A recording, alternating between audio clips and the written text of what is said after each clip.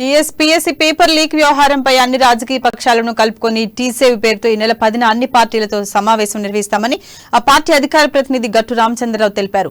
రాజకీయ పార్టీల మధ్య భిన్నాభిప్రాయాలు ఉన్నప్పటికీ విద్యార్థుల భవిష్యత్తు కోసం అన్ని పార్టీలు కలిసి ప్రభుత్వంపై పోరాడాలన్నారు. వాళ్ళ సమస్యల్ని స్పష్టంగా చెప్పారు.